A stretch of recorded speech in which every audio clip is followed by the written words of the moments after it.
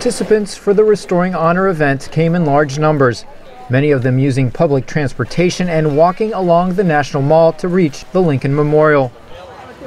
When the event started, protesters stretched along the mall's reflecting pool nearly to the Washington Monument.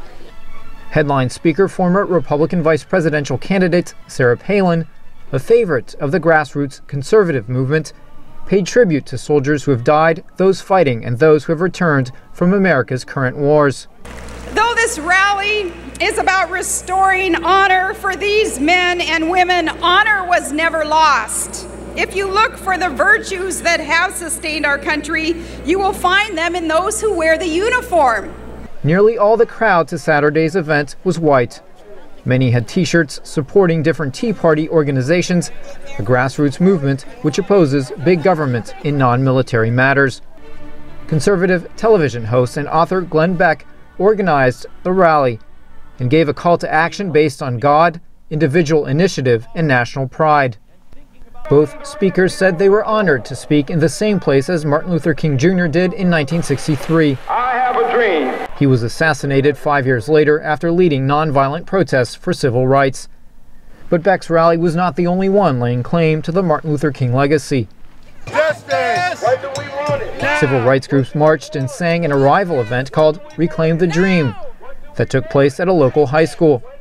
Clifton Arrington led a group of marchers from the New Jersey-based rights group People's Organization for Progress. I was here in 1963 for the original march with Dr. King, and I just thought it was very important for us to show up today to support Dr. King's dream and all that needs to be done to continue that dream.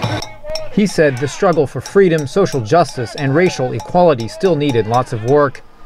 He had no comment on the other rally, but another participant, Tehuti Imhotep, was angry. If a wolf put on sheep's clothing, that doesn't mean that it is no longer a wolf. It is still the wolf in sheep's clothing.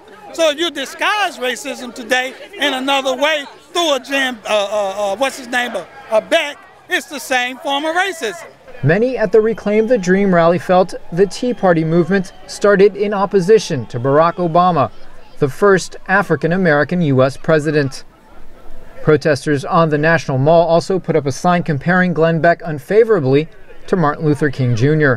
Why do you have to add, this is what I'm saying, civil rights in and of itself is equality for everyone, okay? It's so whether or not you're black. It caused several arguments from participants going to and from the Restoring Honor rally.